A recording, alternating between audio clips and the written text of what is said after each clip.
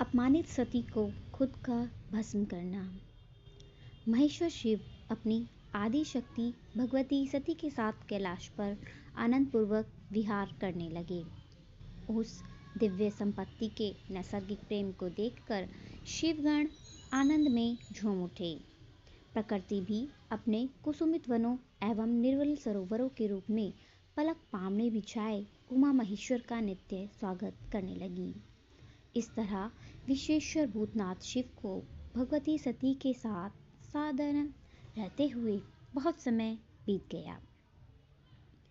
एक समय की बात है, भगवान रुद्र सती के साथ दंडकारण्य से होकर गुजर रहे थे। वहां उन्होंने लक्ष्मण सहित भगवान राम को देखा, जो रावण द्वारा छलपूर्वक हरी गई अपनी प्यारी पत्नी सीता को ढूंढते हुए वन वन भटक रहे थे। विरह में व्याकुल श्री राम उच्च स्वर से हाँ सीते पुकारते हुए विलाप कर रहे थे। उस समय महादेव ने बड़ी श्रद्धा से नतमस्तक होकर तथा जय सच्चिदानंद कहकर उन्हें प्रणाम किया।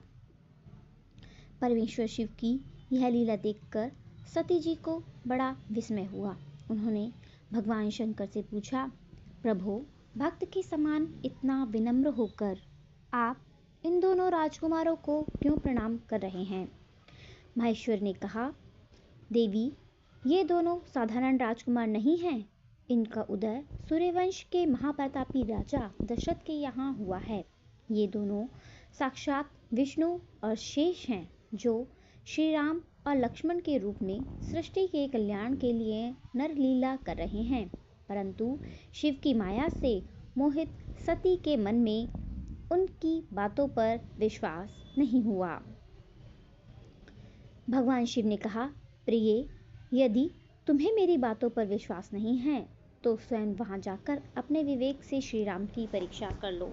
मैं इस वट वृक्ष के नीचे तब तक तुम्हारी प्रतीक्षा करूंगा। सती जी मोहवश सीता का रूप बनाकर श्री राम की परीक्षा लेने गईं। रघुकुल नंदन श्री राम सब कुछ जान गए। उन्होंने हंसकर सती जी को प्रणाम किया और हंसते हुए बोले, देवी, आप इस वन में अकेली क्यों आई हैं? भगवान शंभू कहाँ हैं और आपने यह नया रूप क्यों धारण कर रखा है? सती जी बहुत लज्जित हुईं और भगवान शंकर के पास वापस लौट आईं। महादेव ने पूछा, देवी, भगवान श्री राम की परीक्षा किस प्रकार की? सती ने उत्तर दिया, प्रभु, मैंने कोई परीक्षा नहीं ली, आप ही की तरह केवल प्रणाम करके लौट आई। अंतर्यामी शिव ने ध्यान लगाकर सती जी की सारी घटना को जान लिया और वह मन ही मन मुस्कुराने लगे।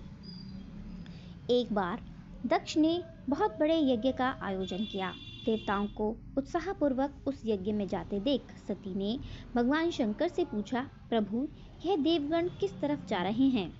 महेश्वर शिव ने कहा, देवी, तुम्हारे पिता दक्ष ने विशाल यज्ञ का आयोजन किया है, उसी में सम्मिलित होने के लिए यह समस्त देवगण जा रहे हैं।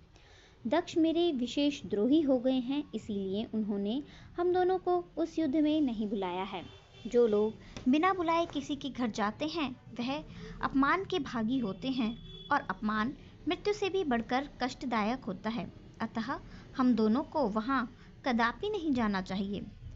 भगवान शंकर के बार बार मना करने पर भी जब सती नहीं मानी, तब महेश्वरी ने उन्हें 60,000 गणों के साथ दक्ष के यहाँ भेज दिया।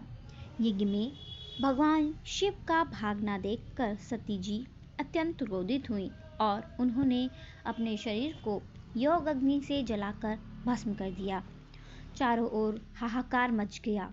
रुद्रगण कुपित होकर यज्ञ को नष्ट भ्रष्ट करने लगे। किसी तरह महर्षि भृगु ने मंत्र से यज्ञ की रक्षा की।